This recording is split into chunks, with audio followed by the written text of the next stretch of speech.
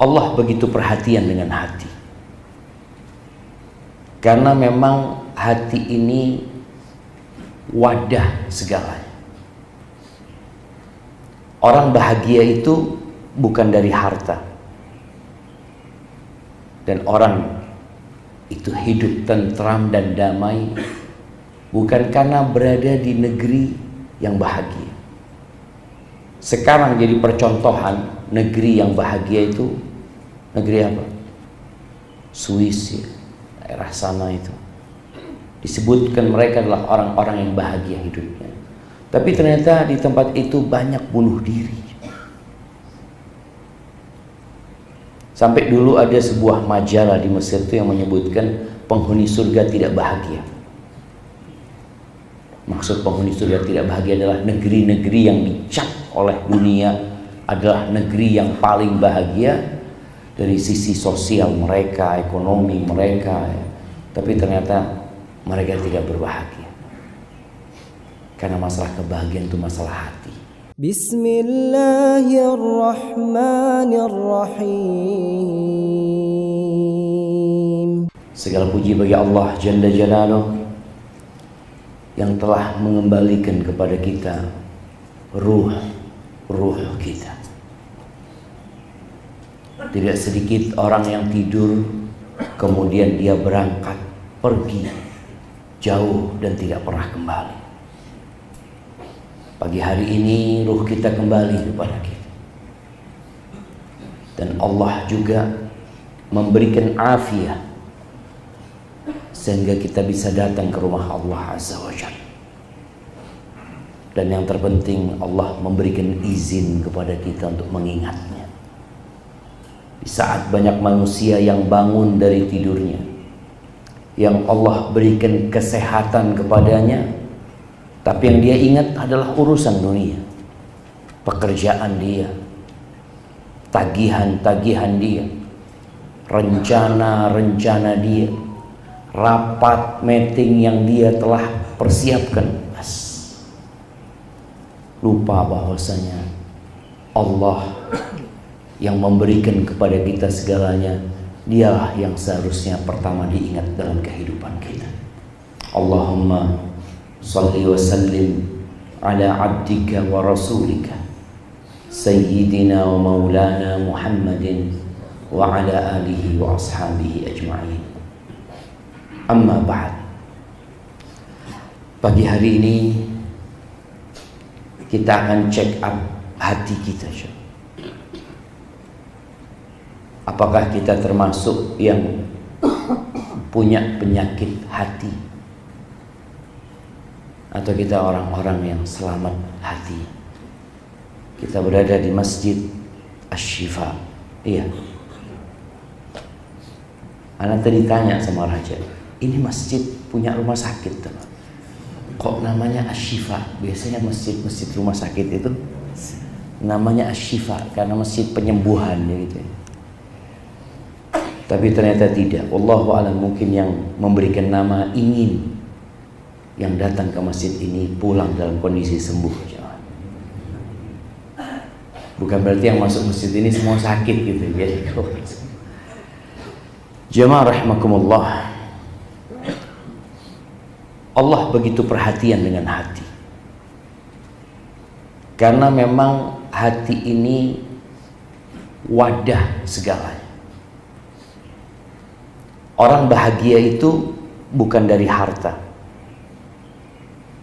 Dan orang itu hidup tentram dan damai bukan karena berada di negeri yang bahagia.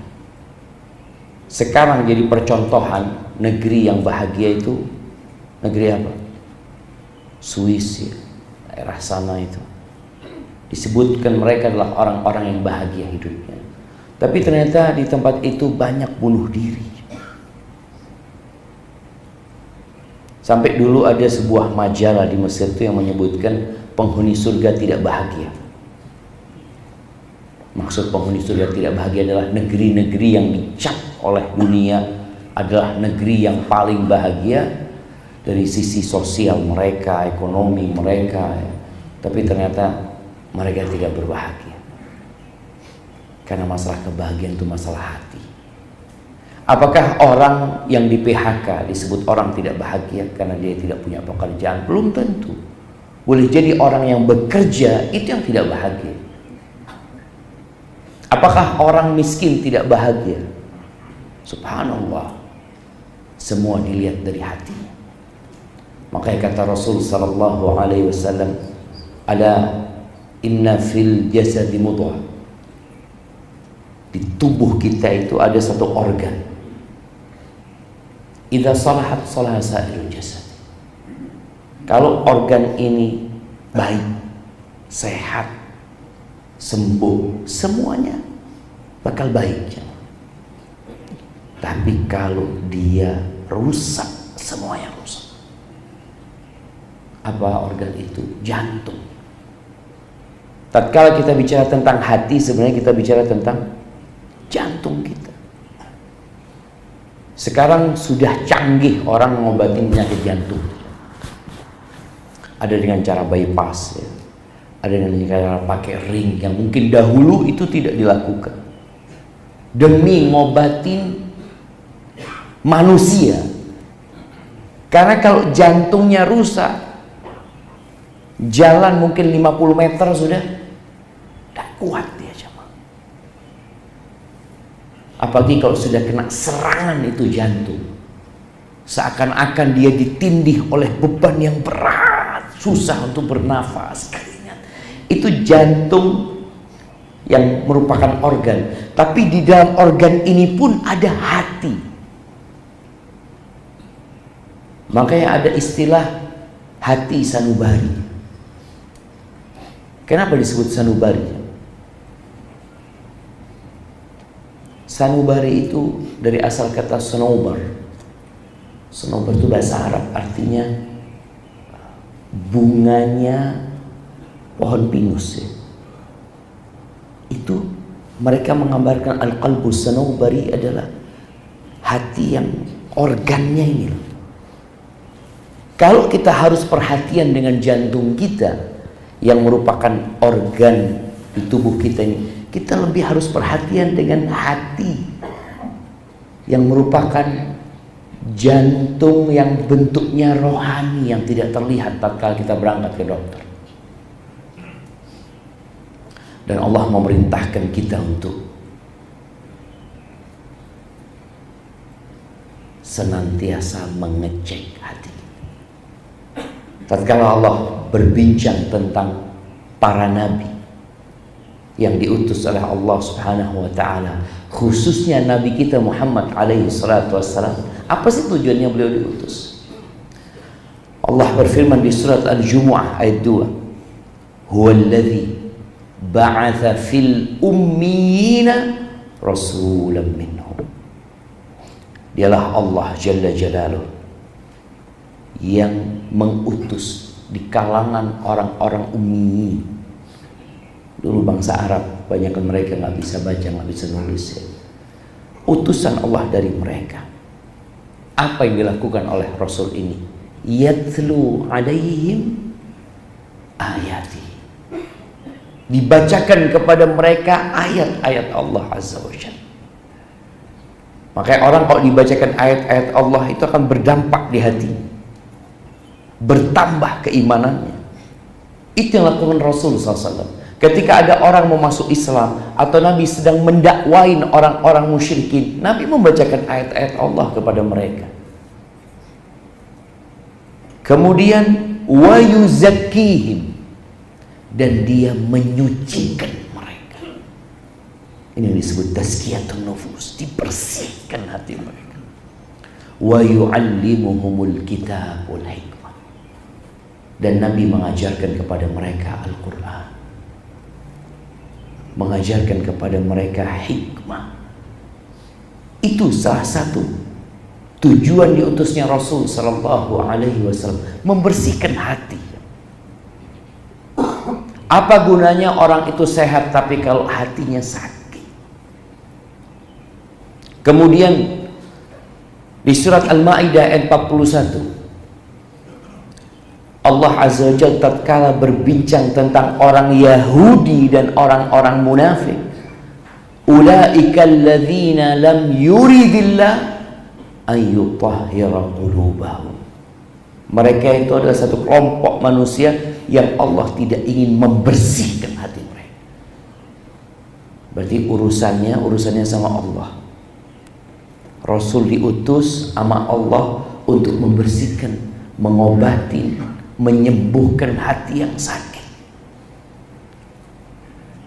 Ketika Allah tidak menginginkan hati orang ini bersih, maka sampai kapanpun tidak akan pernah bersih. Dan kita perlu takut. Sebagian kita ada yang kalau dikasih nasihat itu sulit untuk berubah. Bahkan kalau 1.000.000 ustadz didatangkan,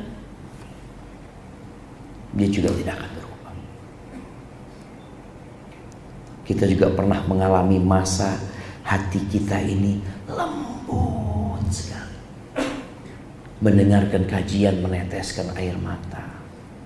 Dengar ceritanya Rasul Sallallahu Alaihi Wasallam ketika diusir dari Taif, meneteskan air mata. Mendengar bagaimana kisah ketika Nabi Alaihi Wasallam perang Uhud, nangis. Baca Quran sama artinya nangis. Tapi ada fase 1 jam 2 jam kita baca Quran mungkin yang dikejar hanya target bagaimana anak hatam. Nggak ada lagi mentadabburi Al-Quran. Tidak ada lagi getaran-getaran yang menyebabkan dia semakin takut sama Allah Azza wa Jalla. Ahibati fillah, ketahuilah bahwasanya Allah Azza wa Jalla itu tidak melihat kepada rupa kita. Ini juga para lelaki perlu senantiasa mendidik istri.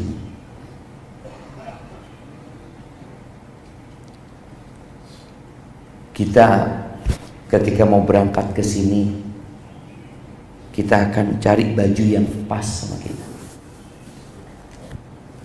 Cari sarung atau celana atau peci. Kita akan bercermin kadang-kadang, karena kita ingin tampil bagus. Nah,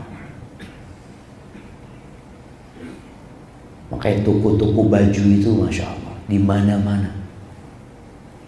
Untuk wanita mungkin mereka lebih lagi peduli sama penampilannya. Salon-salon, tempat skincare, tempat apa.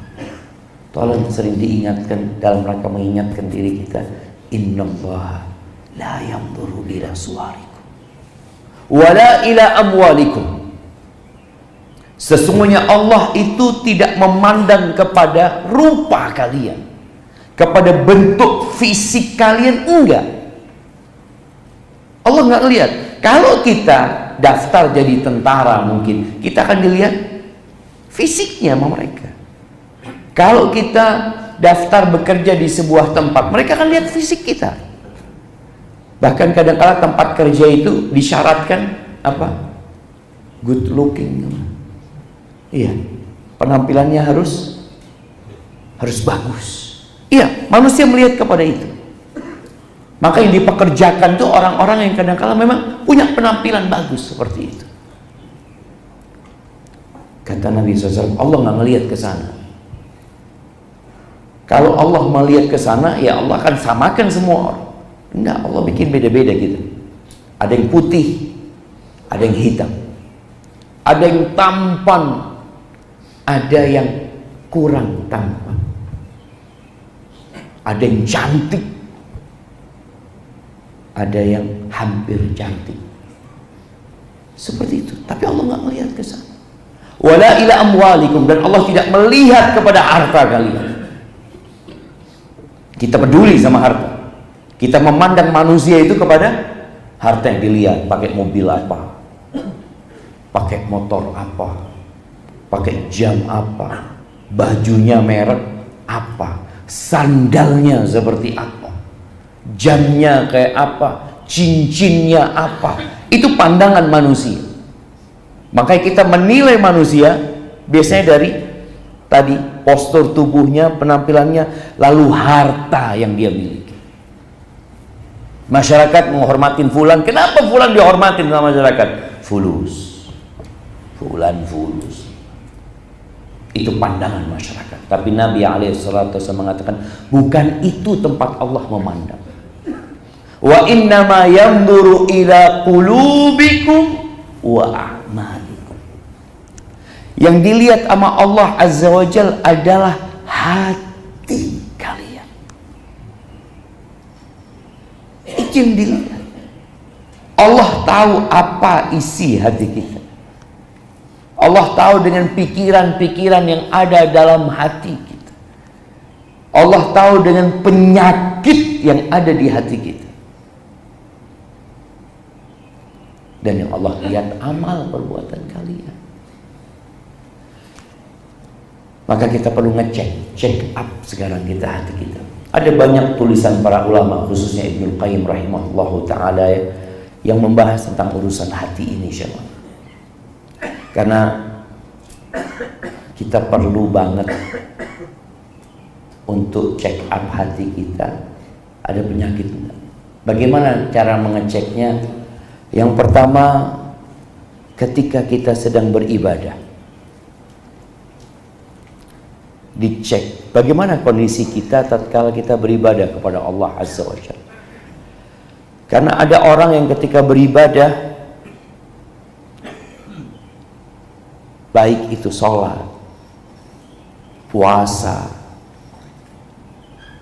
umroh, haji, mengeluarkan zakat, itu yang hatinya tidak sedang menghadap kepada Allah Azza wa Jalla.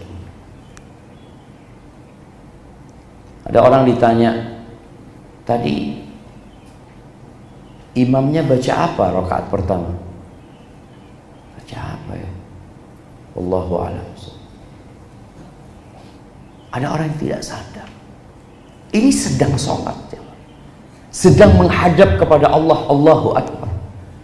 Bahkan sebagian ketika sholat itu ingat dengan utang-utang dia, ingat dengan nanti mau ngapain ini dan itu. Loh, engkau sedang menghadap Allah tapi hatimu tidak ada di rumah Allah Azza wa Jalla.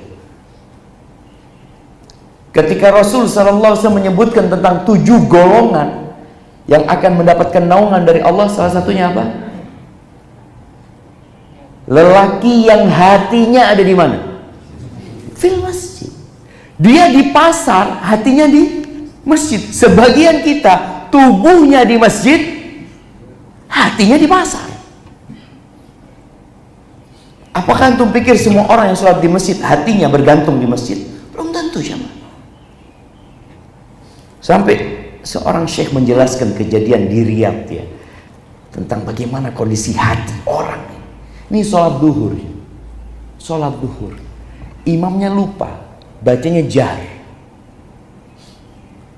Alhamdulillahi Rabbil Alamin. Terus amin, kata makmumnya semua. Gak tahu ini sholat duhur. Nanti rakaat kedua terus amin sampai selesai, baru mereka sadar, ya Allah, ini sholat duhur tadi kok keras suara imamnya.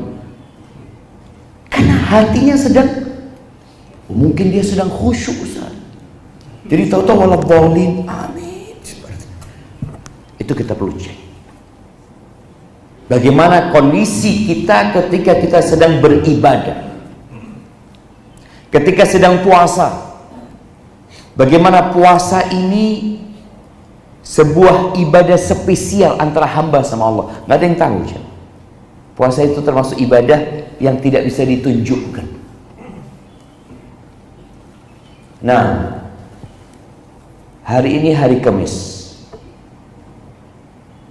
Kita dianjurkan puasa hari Kamis. Pertanyaannya, bagaimana anak tahu di masjid ini yang sedang puasa hari Kamis? Gimana coba? Apakah topinya miring? Oh itu puasa itu. Kenapa topinya miring? Dari mana kita lihat? Bibirnya kering mungkin. Nggak ketahuan. Kalau sholat ketahuan, dari mana kau tahu fulan sholat? Itu sedang rukuk dia. Sholat itu artinya. Bagaimana kau tahu fulan sedang berzikir? Itu loh lidahnya lihat. sambil tangannya mengatakan itu sedang zikir ya. Tapi kalau dikatakan bagaimana fulan sedang puasa, gimana jawab? Siapa yang tahu fulan sedang puasa? Allah Azza wa Jalla. Apakah kalau dia mengatakan ana puasa, dia benar puasa? Belum tentu. Berapa banyak Ramadan itu bapak-bapak yang puasa cuma di rumah. Dia puasanya itu dari mana? Anaknya ditanya, engkau tahu bapak puasa dari mana nak? Oh, bapak sahur dan bapak berbuka. Memang itu tanda orang puasa. Banyak orang sahur berbuka tapi nggak puasa. Di tempat kerjanya dia nggak puasa. Maka ketika kita beribadah ini, kita perlu cek hati kita ada nggak dalam ibadah kita. Ketika antum baca Al-Quranul Karim, ada nggak hati antum di sana? Ana merasakan sendiri. Kadang kalau ana baca satu halaman jemaah, ya Allah, sedang mikirkan yang lain. Yang seharusnya kita mendapatkan tambahan iman itu nggak dapat. Hanya lewat bacaan itu. Mungkin kita dapat pahala 1, 2, dapat gandakan jadi 10. Tapi hati kita sedang nggak di sana. Ketika antum mulai menjauh dari membaca Al-Quranul Karim juga. Itu yang pertama. Yang kedua, Masya Allah, apa? Mau dikasihkan semuanya gitu. Iya, ini hadiah yang pertama buat yang tahu orang lain puasa. Allah kita nggak tahu. Kondisi kedua kalau ingin check up hati kita adalah tatkala menuntut ilmu. Bagaimana hubungan kita dengan ilmu? Ilmu ini warisannya Nabi. Kalau bicara harta, siapa yang mewariskan harta? Ya orang yang kaya. Yang ditinggalkan sama Fir'aun apa? Kam taraku min jannatin wa uyun. Yang ditinggalkan Fir'aun, diwariskan ketika Fir'aun dan bala tentaranya mati, istana-istana yang mewah. Itu warisannya mereka. Makanya Nabi sekaya apapun, Nabi sekaya apapun itu tidak diwariskan. Kenapa? Jadi sedekah. Supaya keluarga Nabi juga tahu harta itu bukan sesuatu yang perlu diperebutkan sebenarnya. Ilmu. Antum suka nggak dengar ilmu? Datang ke majelis ilmu. Ketika mendengarkan ilmu itu, punya nggak keinginan umpamanya untuk menambah ilmu? Anak mau datang kajian lagi. Karena Nabi SAW setiap pagi selesai sholat subuh, beliau berdoa, Allahumma inni as'aluka ilman nafi'an. Itu kalau bicara hati. Yang pertama diminta setiap hari ilman nafi'an. Baru rizqan thayyiban. Sebagian kita terbalik. Ambisi dia ada di mana? Rizki. Lu Ustaz, kan nggak semua orang harus jadi Ustaz. Enggak. Tapi semua orang harus menuntut ilmu. Abdurrahman bin Auf, konglomerat yang kaya, pedagang yang sukses, tapi tetap belajar. Belajar. Menuntut ilmu. Duduk di majelisnya Rasul sallallahu alaihi wasallam. Khalid ibn Walid. Oke, dia seorang panglima perang, tetap belajar mereka. Maka kita perlu sisihkan waktu untuk menuntut ilmu. Dan ketika menuntut ilmu, antum lihat bagaimana kondisi antum. Nih para penuntut ilmu juga, ada yang menuntut ilmu awalnya ikhlas lillahi ta'ala, terus hatinya berubah. Dia mencari kekuasaan dengan ilmunya, mencari popularitas, ingin senantiasa namanya disebut, ingin selalu tampil di depan, suka berdebat. Hati-hati. Kadangkala kita melihat ada perdebatan sengit antara warganet dan netizen. Komen itu jemaah, oh anak Kadang, ya Allah, apa yang mau mereka? Maka orang yang menuntut ilmu pun kadang-kala bisa berubah niatnya. Maka tolong dicek, khususnya bagi orang-orang yang sudah ngaji. Oh fulan, aduh fulan mah baru belajar fulan. Anak ngaji di Asyifa ini sudah 4 tahun, fulan ini baru 7 hari mungkin. Ada masalah di hati kita. Yang ketiga, dakwah. Rasul sallallahu alaihi wasallam mengatakan, "Ballighu anni walau ayat." Sampaikan dari aku walaupun 1 ayat. Antum udah sampaikan belum?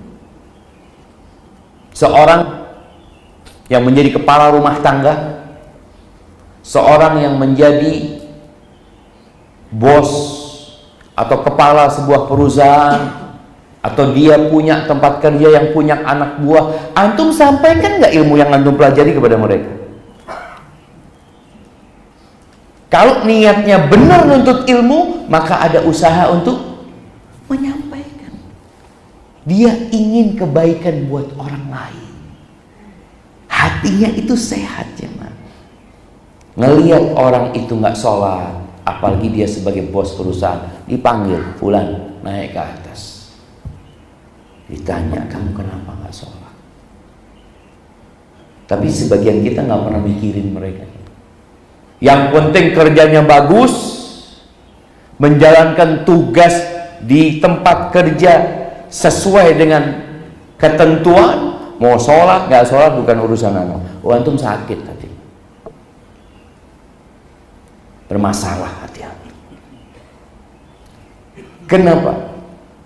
Nabi SAW mengatakan, la yu'minu ahadukum hatta yuhibba li akhihi ma yuhibbu li nafsi.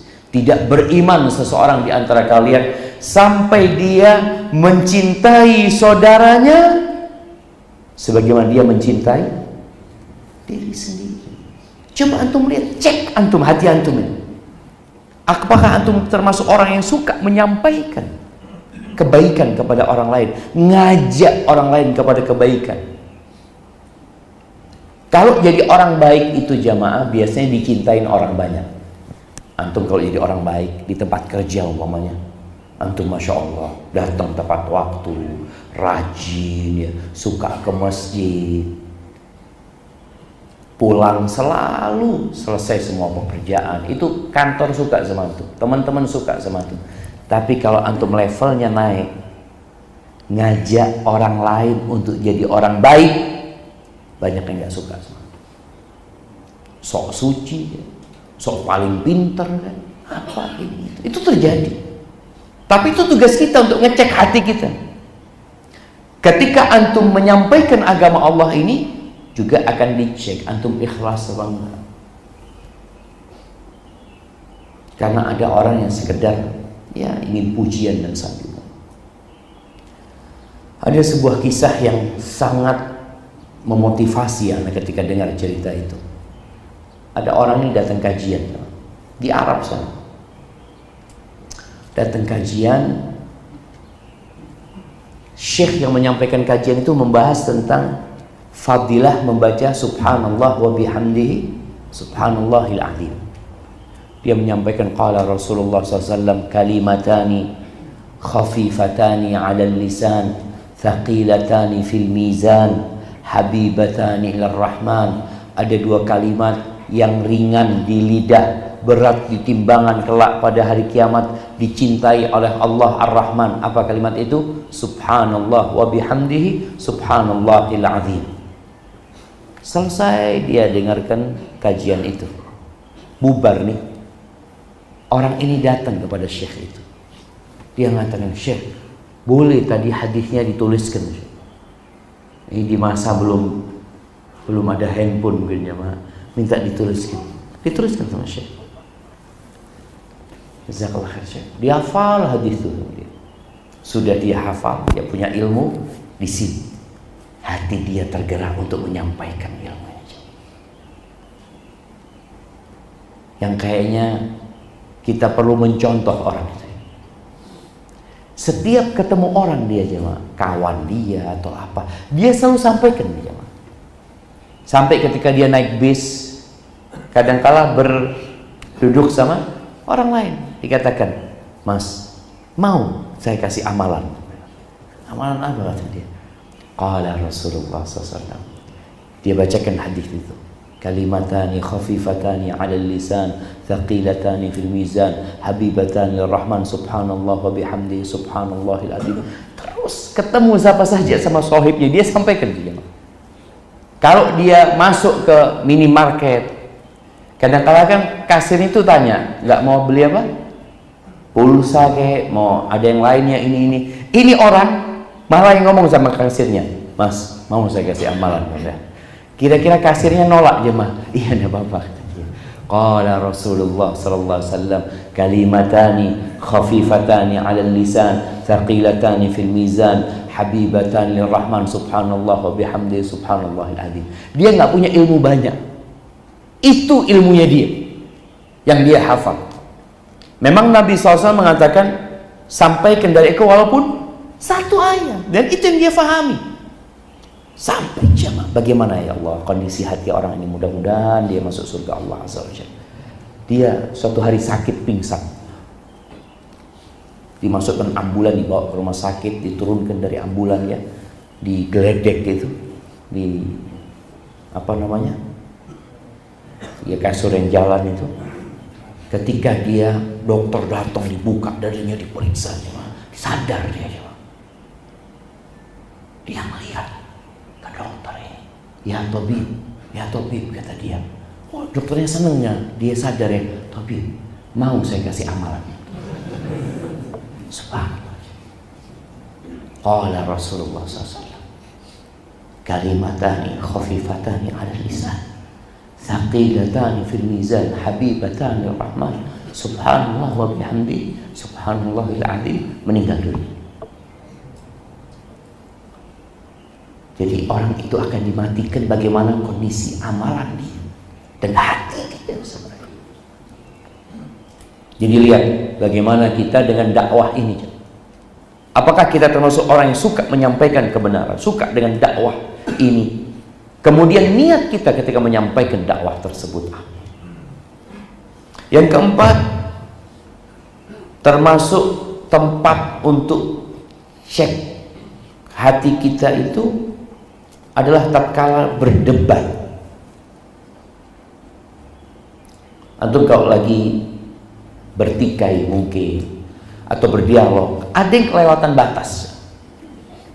Dan di antara tanda-tanda orang munafik itu idza jadala fajar. Kalau dia lagi debat, lagi dialog, dia itu melampaui batas. Yang nanti memaki ini itu. Sedangkan Allah Azza wa Jalla membolehkan dialog itu. Apa kata Allah? Wajadilhum billati hiya ahsan. Berdebatlah dengan mereka atau berdialoglah dengan mereka dengan cara yang paling baik. Bukan sekedar kita dialog, Anda mau menyampaikan kebenaran, tetapi caranya yang paling baik. Makanya ketika antum dialog, ketika antum berdebat, bagaimana posisi antum? Tadi dari sisi ada orang yang mau menang sendiri, padahal sudah tahu dia salah. Ini bicara hati. Ketika antum sudah maunya menang sendiri, padahal antum sadar kalau antum salah, sakit. Antum datang berdalil ini itu, padahal antum tahu antum salah. Maka tolong, ketika antum sadar, kok anak kayaknya mau menang sendirian. Al-Imam Syafi'i rahimahullahu ta'ala jamaah. Beliau hidup di masa ada banyak ulama. Kadang-kala terjadi perbedaan pendapat. Beliau mengatakan tidak pernah aku berdialog dengan seseorang kecuali aku berharap kebenaran itu muncul dari lisan dia. Artinya benar yang dia sampaikan itu. Kenapa? Karena niat beliau ketika berdialog itu mencari kebenaran. Kalau memang anak salah, ya anak akan terima. Gitu. Kalau kita dialog, apa yang kita inginkan? Menang.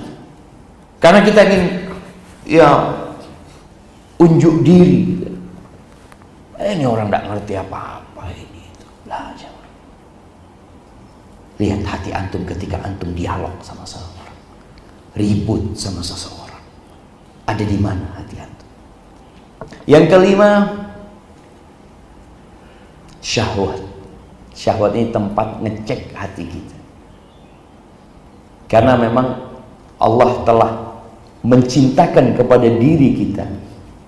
Zuyyina linnas hubbus syahawat minan nisa wal banin wal qanatiril muqantarati minadh dhahabi wal fiddati wal khaylil musawwamati wal an'ami wal harth dzalika mata'ul hayatid dunya wallahu 'indahu husnul ma'ab. Dicintakan kepada manusia syahwat kepada apa? Wanita. Siapa yang tidak suka melihat wanita yang cantik? Wanita cantik dengan penampilan mempesona. Siapa yang tidak suka melihat mereka? Ada. Ini juga ujian perempuan. Sekarang kita kena penyakit LGBT. Lihat perempuan cantik, biasa. Lihat laki-laki, Masya Allah, Masya Allah. Ini marid, ini sakit, ini. Iya. Ini untuk ngecek juga dari situ kita tahu nih orang ada masalah gitu. Ketika orang cinta dengan melihat syahwat kepada wanita, oh wajar. Tapi apa sikap kita ketika itu? Menundukkan pandangan apa tidak? Ini ujian. Ketika kita tahu Allah sedang mengawasin kita, dia turun enggak. Dia akan salurkan syahwatnya ke tempat yang halal. Dia akan menikah. Harta juga. Kenapa di negeri kita ini jamaah menjadi negeri yang tingkat korupsinya nomor berapa Indonesia ini? Entah nomor berapa. Karena kita tahu ujian syahwat kepada harta ini dimulai dari RT. Di RT sana. Kadang-kadang sudah mulai urusan fulus ya. Nanti dari RT ke RW, dari RW nanti ke kelurahan, ini itu. Anak pernah waktu itu ngurus apa? KTP. Karena ngurus pindah ya, pindah domisili. Tanda tangan biasa kita minta tanda tangan sini. Selesai, iya biayanya sekian. Biaya apa? Kata dia. Oh tanda tangan. Oke. Nanti ngurus ke kelurahan, ke kecamatan akhirnya. Ada satu hal yang terjadi. Sudah selesai KTP-nya, Bapak seikhlasnya.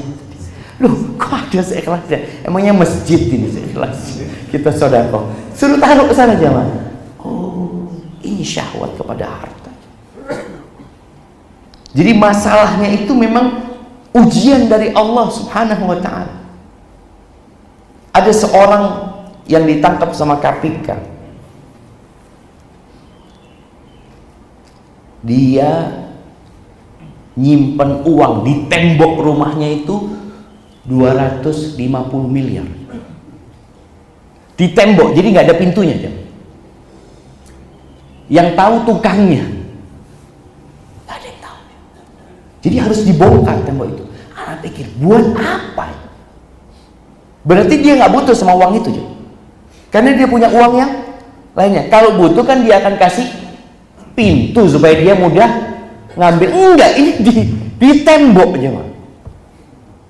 Bagaimana syahwat kita terhadap kondisi hati kita terhadap harta ini?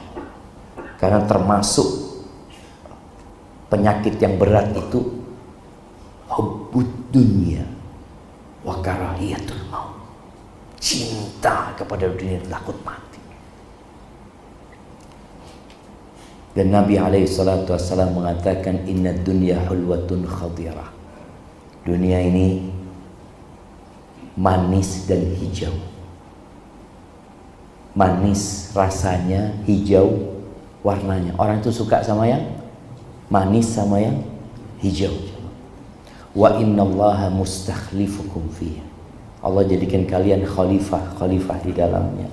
Fanadhirun kaifa ta'malun. Allah akan lihat gimana kalian bersikap terhadap dunia ini. Fattaqud dunya wattaqun nisa. Hati-hati sama dunia. Hati-hati sama wanita. Ana sempat ngobrol sama seseorang tentang fulan yang kaya raya. Fulan ini kaya raya banget. Ada masalah dengan warisan. Biasalah orang tua meninggal dunia, kadang-kala warisannya nggak langsung dibagi. Baik, ketika warisan mau dibagi, terkadang ada pertikaian di antara keluarga. Ternyata yang pasang badan ini yang paling kaya. Kok bisa ya? Kan bayangan anak, karena dia sudah paling kaya di antara saudaranya, dia akan ngalah. Udah dah, anak nggak ambil sudah, fadhol sila untuk bagi. Ternyata dia yang paling pasang badan. Ada apa masalahnya? Tuh, urusan hatinya ini sedang bermasalah. Bukan orang semakin kaya semakin tidak butuh sama harta. Contoh kira-kira, antum kalau punya uang 1 triliun, berhenti antum kerja. Anak mau fokus kajian di Asyifa. Soal pertama sholat, atau anak daftarkan diri jadi muadzin, sudah nggak apa-apa sudah. Dia punya uang 1 triliun. Kalau dia butuh dalam setahun itu 5 miliar untuk biaya hidup dia, cukup untuk berapa tahun ya? Jangan 40 tahun. 1 triliun itu berapa jemaah? Sudah, Allahu a'lam jemaah. Intinya ada orang yang sudah mencapai titik kekayaan yang cukup untuk 7 turunan, 7 kelokan, 7 tanjakan. Itu cukup jemaah, tapi dia masih ambisi sama dunia jemaah. Kita perlu tahu, oh anak sakit hati kita. Hati anak ini sakit. Ketika untuk sodakoh berat ya. Subhanallah. Talha bin Ubaidillah. Pernah dia habis jual aset dia, dapat uang kira-kira 400.000 dirham. Ana lupa 400 atau 700, tapi ana ingatnya 400.000 dirham. 400.000 dirham itu kalau untuk beli kambing pada masa itu jemaah, ya kira-kira dapat berapa ya? Dapat 40.000 ekor kambing. Malam hari itu dia nggak bisa tidur, melihat uang sebanyak itu di rumah dia. Istrinya tanya, kenapa engkau kok gundah? Kata dia, ini ada harta sebanyak ini. Antum kalau punya harta banyak pikirannya apa? Beli mobil, ini itu, kayaknya anak mau kawin lagi juga. Jadi ada banyak pikir ketika punya harta banyak. Nggak punya harta mikir bagaimana punya harta. Ketika punya harta banyak mikir mau dipakai apa harta ini jemaah. Apa kata istrinya? Engkau benar kepingin nggak? Kepikiran galau. Iya kata dia. Engkau panggil pembantumu sudah, engkau bagikan. Gitu ya? Iya. Berangkat di apa? Talha. Semua dikumpul ini, kirimkan ke rumahnya fulan, kirimkan ke rumahnya fulan, terus sampai habis. Malam hari itu tenang tidurnya. Masya Allah. Kalau antum kira-kira tenang, ya Allah. Atau kepikiran lagi, udah dibagikan masih kepikiran lagi gitu jamaah. Pernah ditanya Talha bin Ubaidillah, engkau kok bisa sih melakukan itu? Ini ujian di sini. Kita tadi tes, cek hati kita gimana. Katanya Talha bin Ubaidillah, inna lanajidu ma yajiduhul bukhala fi nufusihim. Kita ini sama merasakan apa yang dirasakan orang-orang yang bakhil. Sama. Kalau kita sama-sama manusia, sama-sama dicintakan kepada kita harta. Bukan berarti orang yang rajin sedekah itu nggak kita sama fulus ya mak. Oh fulan ini rajin sedekah nggak suka sama fulus. Enggak, sama aja mak posisi. Walakinnana natasabbar. Tapi kita berusaha untuk menyabarkan diri. melihat kepada karunia yang Allah akan berikan. Itu yang perlu dilakukan. Kita cek bagaimana kita dengan syahwat tadi. Urusan sama harta ini. Berat nggak kita bersedekah? Tapi kalau kita berat, tapi kita keluarkan, sembuh nanti antum dari penyakit itu. Karena iman dan bukhl atau syuh ya, syuh ini lebih kepada pelit dan ambisi, itu nggak kumpul di hati seorang hamba. La yajtami'u imanun wa syuhun fi jawfil abdi. Enggak. Maka hati-hati dengan urusan dunia, hati-hati dengan urusan wanita jemaah. Ya Allah, ini satu ujian yang Allah berikan kepada kita. Kemudian berkaitan dengan syubhat dan fitnah, bagaimana hati kita ketika ada syubhat ya. Kita lihat syubhat sekarang begitu mudah tersebar dan begitu mudah untuk dibaca oleh orang. Syubhat ini kerancuan-kerancuan dalam memahami agama. Seperti aliran liberal ini yang mengatakan semua agama sama. Kemudian beberapa waktu yang lalu muncul orang yang berpikiran melegalkan perzinaan. Kalau orang mengharamkan zina kemudian dia berzina, ya itu karena syahwatnya. Tapi ada orang yang mulai berusaha untuk melegalkan perzinaan, umpamanya seperti itu. Syubhat-syubhat yang ditebarkan oleh orang-orang Syiah umpamanya berkaitan dengan bagaimana Abu Bakar dikatakan kafir, Umar dikatakan kafir, Utsman dikatakan kafir. Itu syubhat. Orang, engkau kok bisa percaya? Loh, aku dengar gitu. Loh, engkau dengar dari orang yang tidak menyampaikan sesuatu dengan benar di depan kuburan Baqi di kota Madinah. Kadang-kala tokoh-tokoh Syiah itu berceramah ya, di depan anak buahnya. Itu memaki-maki Umar bin Khattab jemaah. Dengan cara apa? Dia menyebutkan ketika Rasul sallallahu alaihi wasallam meninggal dunia, datang Umar bin Khattab menyeret Fatimah binti Muhammadin, diseret dengan rantai besi. Bagaimana orang-orang ketika mendengar cerita itu? Mereka langsung mengatakan semoga Allah melaknat Umar. Terus seperti itu. Padahal ceritanya bohong, dusta. Tapi karena orang itu tidak punya pemahaman agama yang benar, akhirnya dia seperti itu. Dan ini bahaya. Bahaya sekali kalau kita tidak belajar. Maka tadi kita lihat kondisi hati kita. Kalau dengar syubhat, tahu-tahu kita langsung mudah menerimanya, maka hati kita sedang sakit. Seperti orang-orang munafik. Orang-orang munafik itu sholat loh jemaah. Sholat subuh kadang-kala mereka. Walaupun berat buat orang munafik. Yang jadi imam siapa ketika sholat subuh? Nabi Muhammad SAW. Dan orang munafik itu bangun masjid. Antum pikir orang munafik itu bangun kafe? Di kota Madinah, orang munafik itu bangun masjid. Ingin memberikan pelayanan kepada umat Islam, memberikan kemudahan kepada mereka. Tapi ada masalah di hati mereka. Ketika mereka sebenarnya tidak beriman kepada Allah dan Rasul. Yang ketujuh, kedudukan dan jabatan. Bagaimana kondisi hati antum kalau antum yang awalnya anak buah tahu-tahu diangkat jadi ketua? Kita bicara sekolahan mamanya, dia awalnya guru biasa tahu-tahu jadi mudir sekolahan. Itu diuji hatinya. Gimana antum ketika jadi kepala? Seorang yang awalnya bukan pejabat tahu-tahu jadi pejabat. Gimana kondisi hati antum? Cek di situ. Kalau akhirnya antum jadi congkak ya. Ada orang gara-gara jadi pejabat akhirnya nggak salam tuh. Kenapa? Oh, yang salam itu anak buah. Emangnya ada hadisnya yang salam itu anak buah kepada atasan. Yang ada yang tua dikasih salam sama yang muda.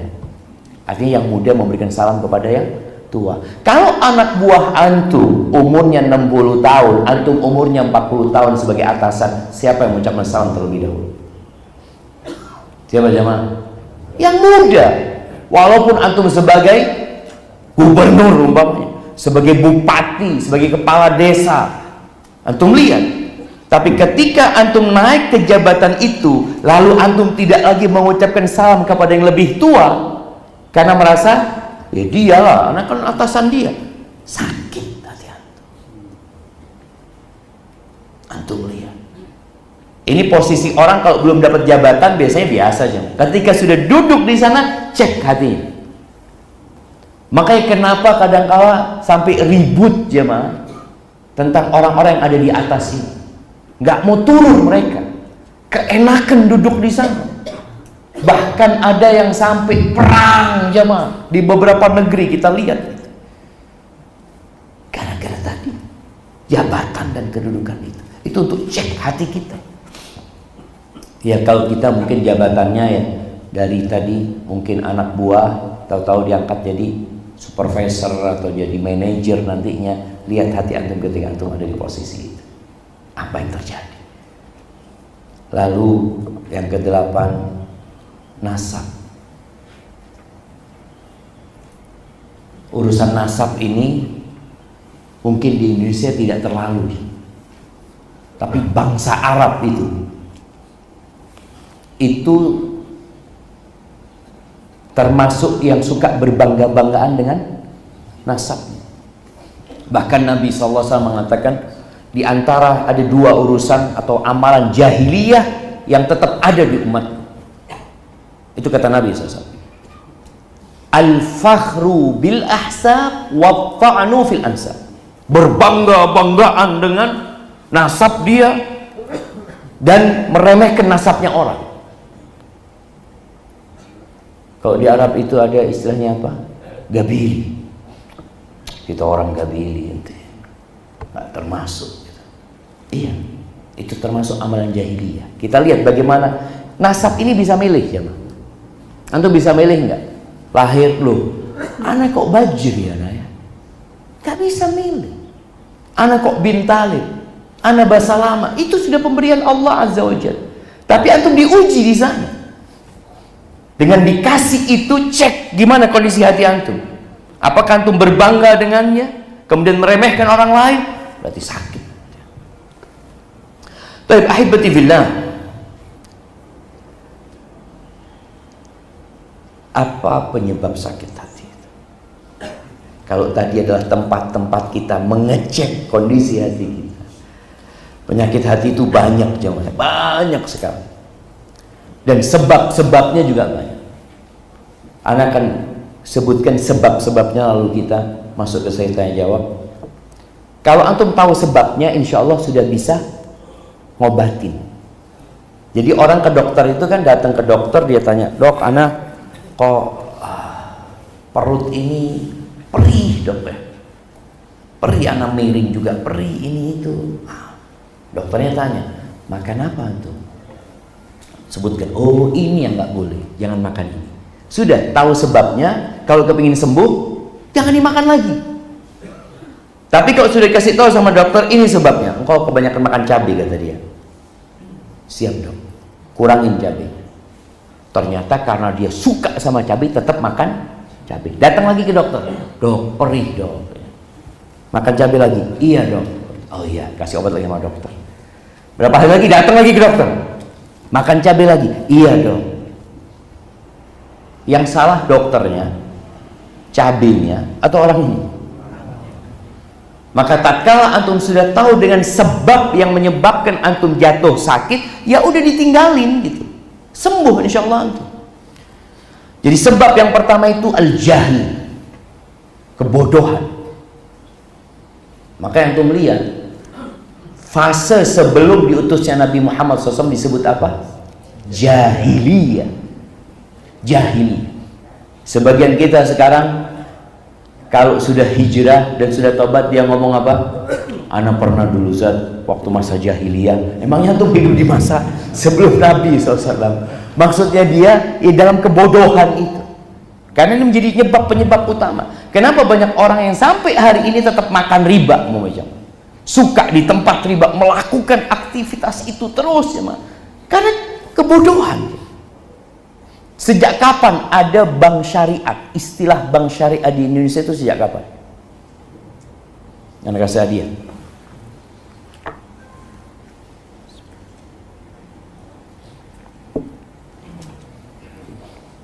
Jangan. Tahun berapa? Tahun berapa? 56 1980 91. Kasih hadiah semuanya tuh. Iya. 89, 9, 10, 91 muncul. Kira-kira seperti itu. Masya Allah. Kasih sudah. Kasih satu-satu.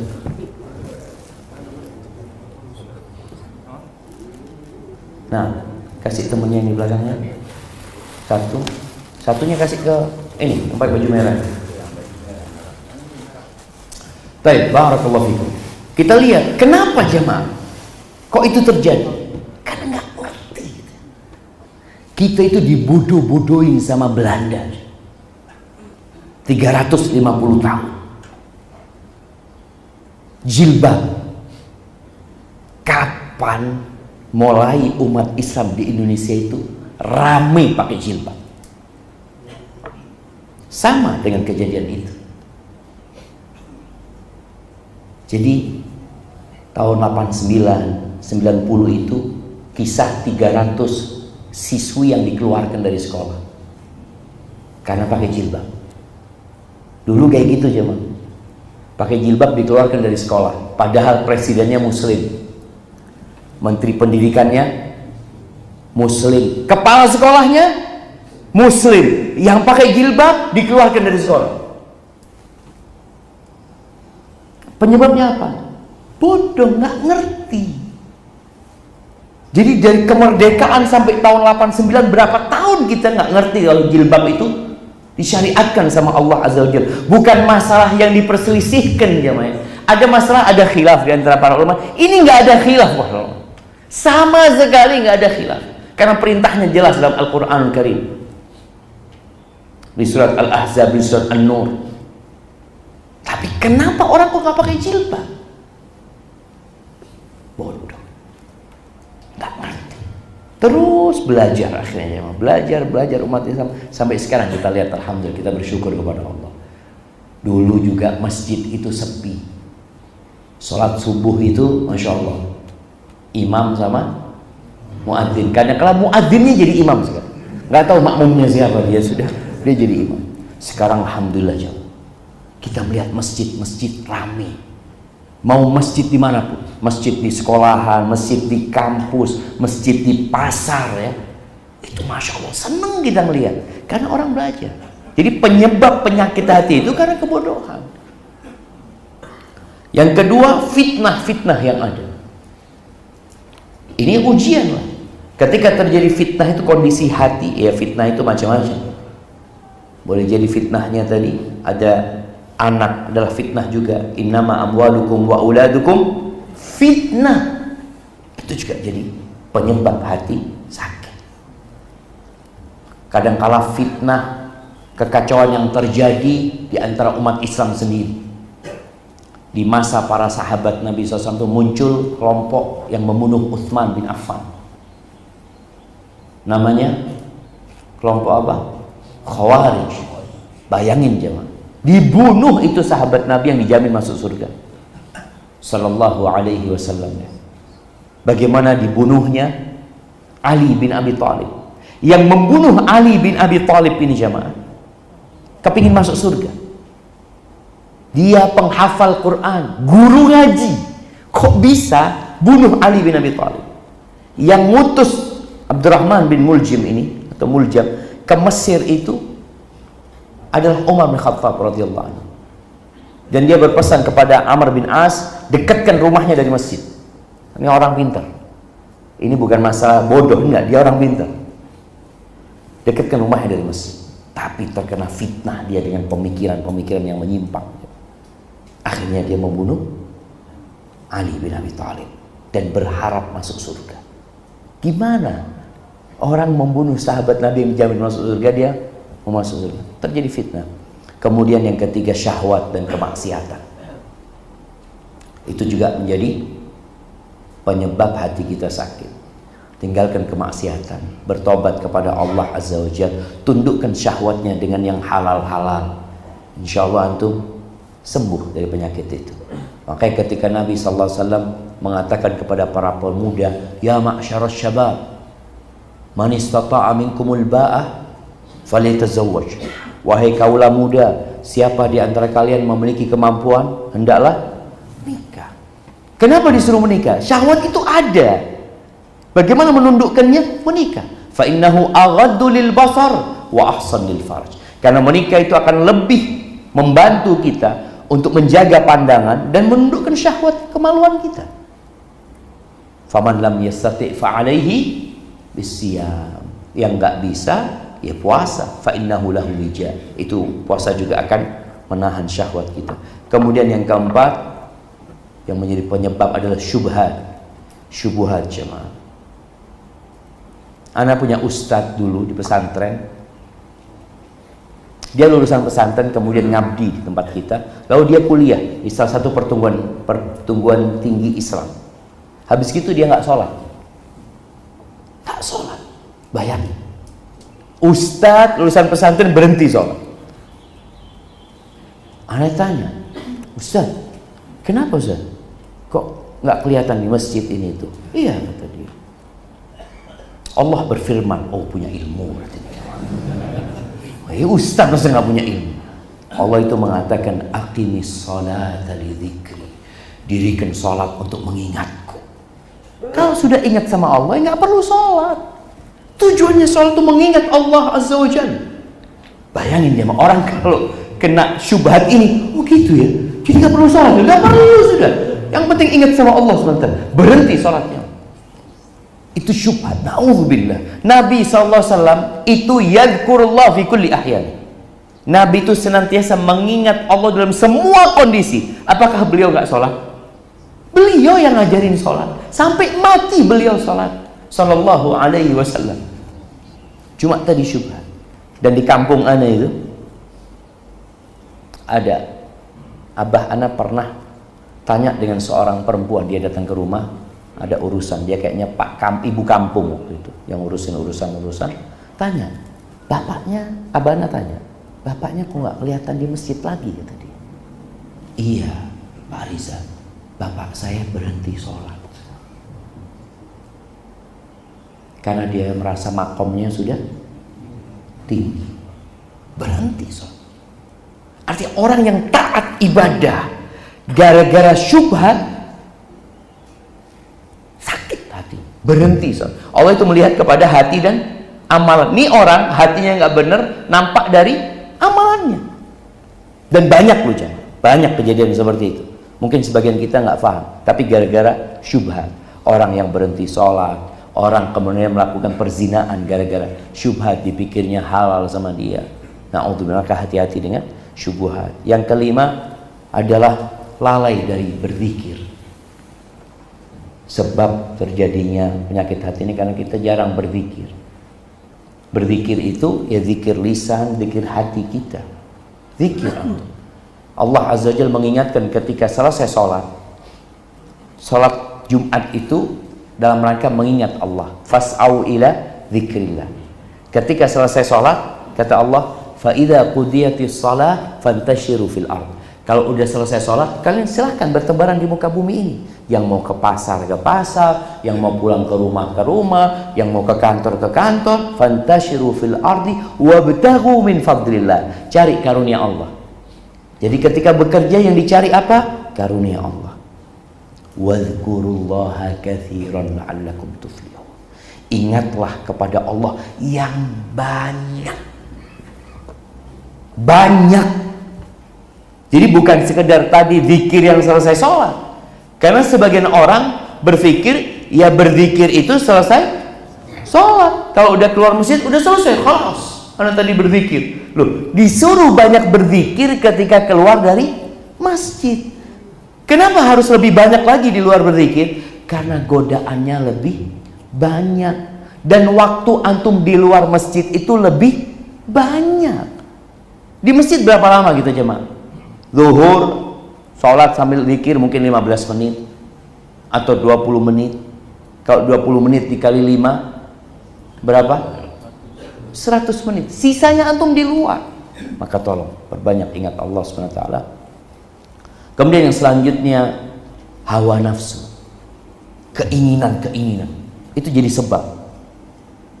Kepingin ini, kepingin ini, kepingin itu. Ngelihat orang motornya baru kepingin, lihat orang handphonenya baru kepingin. Terus keinginan. Maka tolong antum jaga pandangan mata. Dari untuk meredam keinginan-keinginan ini. Orang itu kalau punya handphone bagus ya ma, dan layak pakai, insya Allah dia nggak akan ganti. Tapi gara-gara keinginan ganti. Oh, keluar yang baru lagi, keluar yang baru lagi. Emangnya ada iPhone ini sudah tidak mengeluarkan lagi? Enggak, dia akan mengeluarkan tiap tahun. Makanya godaannya orang itu ikut, oh anak kepingin, anak. Untuk apa sih antum? Maka tolong diredam dengan cara tidak melihat. Ada satu kawan masya Allah, dia mengatakan, Ustaz, anak sekarang sudah nggak punya IG lagi, Ustaz. Kenapa? Anak ngomong manfaat IG itu. Anak ngomong, enggak Ustaz, anak itu kalau sudah punya Instagram Ustaz, anak itu suka sama jam. Dia suka sama jam yang ratusan juta, miliaran tuh jangan. Anak itu kalau melihat jadi kepingin. Asal anak nggak punya, jadi nggak kepingin. Maka orang buta itu keinginannya jadi teredam karena dia nggak tahu. Kemudian yang ketujuh, kawan yang buruk. Itu juga merusak hati. Maka antum cari kawan yang baik. Kemudian yang ke-8 menjadi penyebab hati itu sakit, makan haram. Sakit, doa nggak dikabulkan. Terus jadi orang yang ambisi, yang diperbudak sama dia gara-gara makan haram.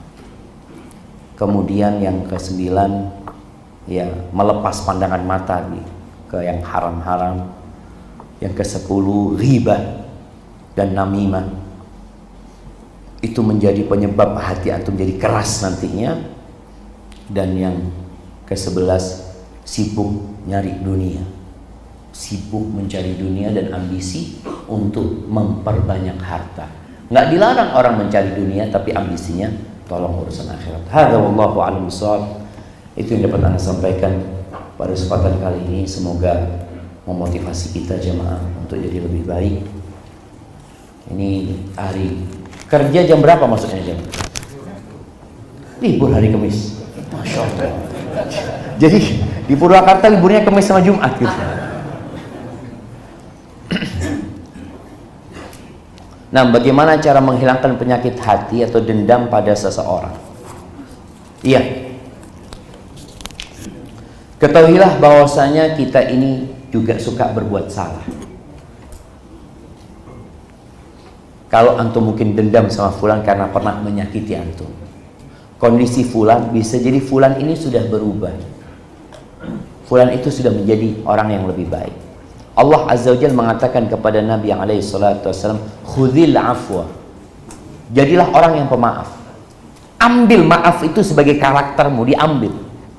Wa'mur bil urf, perintahkan kepada kebaikan. Jadi kita memaafkan seseorang bukan berarti membiarkan dia berbuat dosa. Kita kasih tahu, kita kasih nasihat. Wa'arid anil jahilin. Ada orang-orang bodoh yang nggak perlu diurusin. Sudah, nggak usah diingat wal apa, ditinggalkan orang-orang bodoh. Maka bicara kita dendam kepada seseorang itu hanya akan membuat hidup antum semakin sengsara. Setiap melihat fulan ya sempit dada. Dan biasanya orang kalau dendam itu akan muncul keinginan-keinginan bagaimana orang ini kena musibah. Itu orang yang dendam. Dan dia akan gembira kalau dia sakit. Gembira kalau dia kena petaka, tabrakan, keluarganya susah. Gembira dia. Apa penyebabnya? Dendam. Bagaimana dendam ini melahirkan penyakit-penyakit yang lainnya. Maafkan dia, selesai urusan. Nabi SAW disakiti lebih daripada antum. Dilempari batu jemaah sampai berdarah-darah, dibunuh sahabatnya. Apakah Nabi SAW akhirnya dendam mau membunuh orang-orang musyrikin di Mekah? Enggak, dimaafkan sama Nabi SAW. Pernah istri Nabi itu difitnah berzina. Bayangin, gimana kalau istri antum difitnah berzina? Ini istri Nabi SAW. Salah satu yang menfitnah itu Mistah.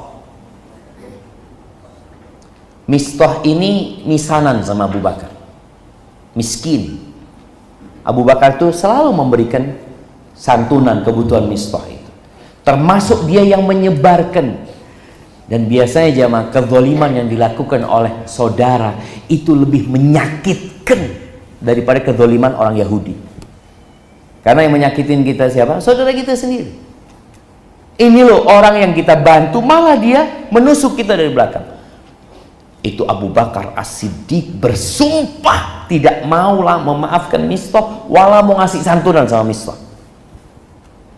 Bersumpah dia jemaah bahwa dia sakit hati benar-benar sama Mistah. Allah tegur. Allah katakan, wal ya'fu wal yasfahu. Hendaklah mereka memaafkan, gitu. Udah nggak usah dihukum orang-orang itu, dilupakan kesalahan dia. Ala tuhibbuna ayaghfirallahu lakum. Apakah kalian nggak suka Allah ngampuni dosa-dosa kalian? Abu Bakar ditegur jemaah. Apakah kalian nggak suka diampuni dosa-dosanya? Karena semua orang pasti punya salah. Sadar, bala, ya Allah, aku kepingin ya Allah. Akhirnya Abu Bakar membayar kafarat atas sumpahnya, dan dia bersumpah baru tidak akan mencabut santunan yang diberikan kepada Mistah. Maka cara supaya tidak dendam, kita tahu kita ini juga punya salah sama Allah. Kalau kita tidak memaafkan orang lain, padahal doa kita, Allahumma innaka afuun tuhibbul afwa fa'fu anni, buat fulan tidak ada maaf.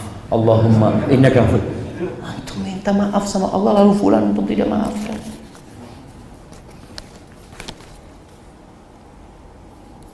Nah, ini sama, ini bagaimana melunakkan hati yang keras jemaah ya. Ya, di antaranya tadi kita sudah bicarakan sebab-sebab yang menyebabkan hati itu keras, dihindari sebab tersebut, kemudian datang ke kuburan, ziarah kubur. Ketika antum merasakan hati keras, ya pikiran hanya urusan dunia ini itu, berangkat ke kubur. Lihat, itu kuburan. Orang-orang yang mati itu banyak orang-orang yang dulu juga, bukan dulu, semuanya berjalan di muka bumi ini. Semuanya sibuk mencari harta habis. Kemudian yang kedua atau yang ketiga, kata Nabi SAW ketika ada seorang sahabat yang mengeluhkan tentang kerasnya hatinya, Nabi memberikan nasihat kepada dia untuk mengusap kepala anak yatim. Wamsah ra'sal yatim. Usap kepala anak yatim. Artinya kita dekat sama orang-orang yang susah ya. Itu insya Allah akan melembutkan hati kita. Datang ke rumahnya orang miskin, duduk sama mereka. Berangkat ke tempat-tempat bencana, itu juga akan melembutkan hati. Ya, selain berdoa minta sama Allah SWT. Bagaimana caranya mendakwai istri dan anak supaya mau mengerjakan sholat 5 waktu? Padahal anak sudah berdoa, sudah mengajarkan, tapi masih belum mau sholat. Untuk anak waktu SD sekolahnya double. Sekolah madrasah, sekolah SD negeri. Jadi istri dan anaknya ini nggak sholat. Sallallahu alaihi wasallam. Ya, seorang suami harus tegas. Tapi saja suami nggak bisa tegas. Kapan suami bisa tegas? Tatkala dia bertanggung jawab. Dia memberikan nafkah dengan lengkap, dengan sempurna kebutuhan istri dan anak-anaknya. Tapi kalau ternyata istrinya yang bekerja, istrinya yang memenuhi urusan rumah tangga, sulit bagi suami untuk tegas. Sedangkan Allah Azza wa Jalla mengajarkan cara mendidik pasangan hidup kita. Allah mengatakan wallati takhafuna nusyuzahunna, dan wanita-wanita yang kalian takut mereka itu tidak taat, tidak nurut sama kalian, ya, apa yang dilakukan? Fa'idhuhunna, kasih mau'idhah, kasih nasihat, dudukkan, panggil, cari waktu yang tepat, sampaikan kepadanya tentang hak-hak Allah agar dia bersyukur. Salat ini salah satu bentuk syukur kepada Allah Azza wa Jalla. Ingatkan dia dengan kebesaran Allah, ingatkan dia dengan azab Allah. Itu yang pertama, kasih nasihat dengan cinta dan kasih sayang. Kalau nggak mau, apa kata Allah? Wahjuruhunna fil madaji, pisah ranjang. Pisah ranjang ini salah satu cara memberikan nasihat. Seorang istri yang dikasih nasihat nggak nurut, ya, terus suaminya malam hari deket-deket sama dia, apa kata istrinya? Aduh, butuh sama ana nih laki-laki, butuh sama ana. Akhirnya sang istri nggak nurut. Iya Ustaz, kalau istrinya 2, istrinya 1. Nabi SAW istrinya 9 pada waktu itu, semua ditinggalkan dalam rangka memperbaiki, bukan berpikir syahwat, bukan berpikir dunia. 9 istri Nabi itu pernah diboikot 1 bulan. 1 bulan Nabi tidak balik ke rumahnya sama sekali, dalam rangka ayat ini, wahjuruhunna fil madaji, tinggalkan mereka. Tapi gimana bisa meninggalkan istrinya, sedangkan dia awalnya tadi tinggal ya di rumahnya istri, umpamanya biaya hidup istri yang dominan, sulit dia akan memberikan nasihat. Tapi memang ketika tidak mau sholat, suami harus pasang badan, harus serius ngasih nasihat. Salah satunya dia ceraikan istrinya. Ketika sudah pisah ranjang dia tetap nggak mau. Yang terakhir Allah katakan wadribuhunna, pukul mereka. Tapi kalau memang memukul itu bermanfaat, tapi bukan mukul yang melukai, ya, memukul untuk mendidik seperti orang tua yang memukul anaknya kadang-kala karena cinta. Tapi kalau sekarang antum mukul istri antum, langsung KDRT. Juga lihat kondisinya. Intinya antum tetap berusaha semaksimal mungkin, dan antum perlu bermuhasabah. Kok bisa antum dapat istri yang tidak sholat? Anaknya padahal sekolahnya double, tapi gimana dia sekolah madrasah, sekolah biasa, tapi sampai rumah ibunya nggak sholat, ibunya nggak pernah nyuruh anaknya sholat, sedangkan bapaknya bekerja umpamanya, atau suami istri sama-sama bekerja. Maka tolong antum memohon ampun kepada Allah Azza wa Jalla, mungkin juga salah pilih pasangan hidup. Ana sedih Ustaz, di lingkungan kampus banyak sekali fitnah dan kemaksiatan, termasuk beberapa teman ana yang lulusan pesantren pun ikut terbawa. Bagaimana cara terbaik memperbaiki, menasihati mereka? Ana sering posting nasihat dan faedah, tapi memang yang datang hanyalah tuduhan sesat, berlebihan dan lainnya. Ana juga sering bertemu tatap muka dengan teman terdekat untuk menasehati secara lembut pada mereka, tapi belum ada perubahan. Mohon solusinya. Barakallahu fiik. Barakallahu fiik. Nah, iya jemaah, ini PR kita bersama, ya. Ana masih bermimpi, tapi semoga Allah Azza wa Jalla mewujudkan hal itu. Adanya kampus-kampus Islam yang benar-benar sesuai dengan syariat. Sebagaimana umat Islam butuh bank syariat yang sesuai dengan syariat, kita juga butuh kampus Islam yang sesuai dengan syariat. Banyak terjadi perzinaan kadang-kadang di kampus itu.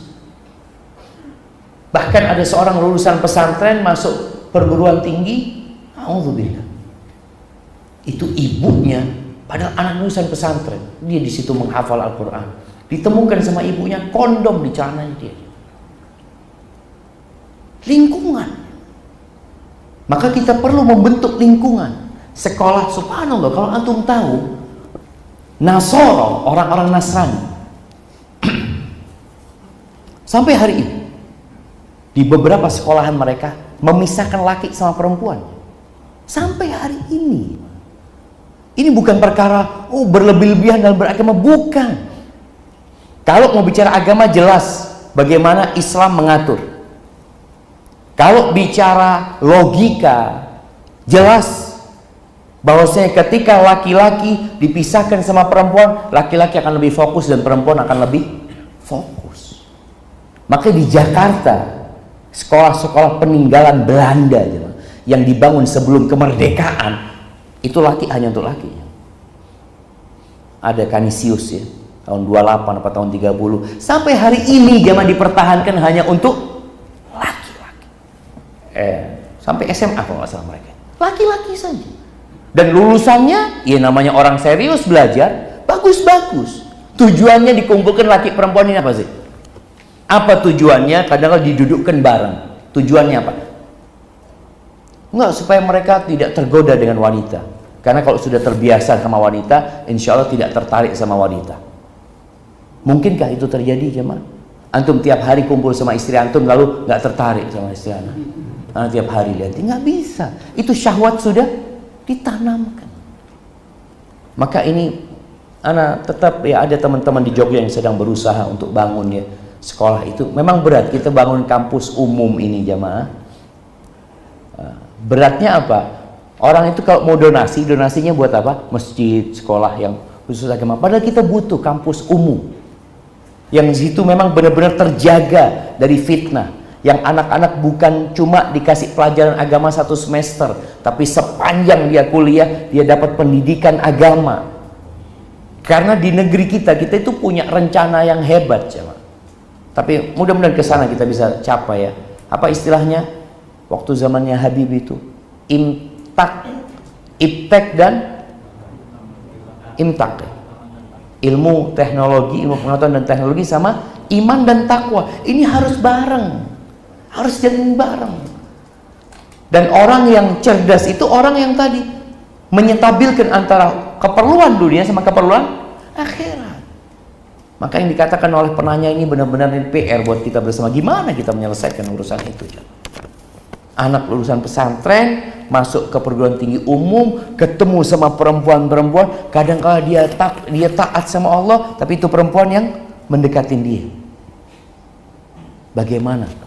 Mudah-mudahan dijaga sama Allah Azza wa Jalla. Tugas antum menyampaikan, menasehati sambil mendoakan.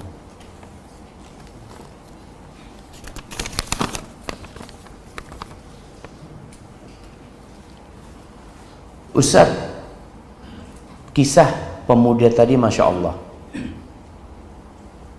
Syukran jazakallah. Ustaz, bagaimana kita mengetahui benarkah kita ikhlas ketika melakukan atau selesai melakukan ibadah?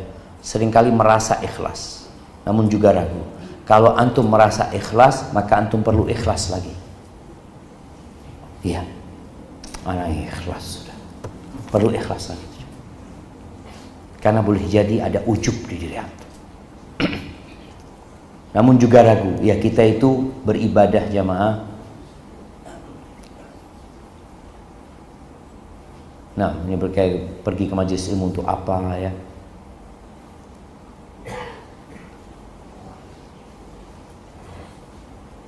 Masya Allah. Barakallahu fikum.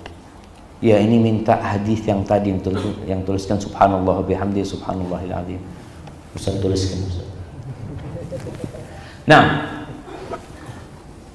berkaitan dengan bagaimana kita beribadah kepada Allah, kita itu nggak tahu amalan kita diterima atau tidak. Tugas kita memenuhi persyaratan. Syarat diterimanya amal itu ikhlas sama mutabah. Kita penuhin syarat itu. Lalu kita berdoa, minta supaya diterima. Nabi Ibrahim alaihissalam membangun Ka'bah. Nabi membangun Ka'bah bersama Ismail. Lagi ngangkutin itu batu menyusun. Apa doanya? Rabbana taqabbal minna innaka antas sami'ul alim. Ya Allah, terimalah dari kami ya Allah. Bayangin, Nabi Ibrahim minta diterima sama Allah. Apalagi kita. Makanya tatkala Allah Azza wa Jalla menyebutkan tentang orang-orang yang berlomba-lomba dalam kebaikan, alladzina yu'tuna ma ataw wa qulubuhum wajilah annahum ila rabbihim raji'un. Mereka berbuat kebaikan, mereka bersedekah, mereka berpuasa, mereka sholat dalam kondisi hati mereka takut. Takut gak diterima. Mereka tahu kelemahan diri kita. Maka kalau bicara bagaimana kita tahu ikhlas atau tidak, ya kita berusaha untuk tidak berharap pujian orang, kita tidak berharap sanjungan orang, kita hanya berharap keridhaan Allah Azza wa Jal. Kalau mungkin ada keinginan lain ditepis, tapi kita tetap takut, jemaah. Karena ada kesyirikan yang tersembunyi. Ketika Nabi SAW mengatakan kepada para sahabatnya, la syirku akhfa alaikum min dabibin naml. Syirik itu lebih tersembunyi daripada jalannya semut. Itu para sahabat mengatakan, di antaranya Abu Bakar, kaifal khalasu ya Rasul, gimana kita bisa menyelamatkan diri kita dari syirik yang tersembunyi daripada jalannya semut? Antum bisa bayangin ya, kadang-kala ada semut di punggung antum nggak berasa, jalan itu semut. Siapa yang tahu? Orang lain ada semut. Jadi ada kondisi memang sesuatu yang sulit. Maka Nabi SAW mengajarkan doa. Kalian kalau ingin diselamatkan dari syirik yang besar, yang kecil, baca qulu Allahumma inni a'udzubika an usyrika bika wa ana a'lam wa astaghfiruka lima la a'lam. Ya Allah, aku berlindung kepadamu dari melakukan kesyirikan yang aku sadari, yang aku ketahui, dan aku memohon ampun kepadamu dari kesyirikan yang tidak aku ketahui, nggak sadar kan. Hadza wallahu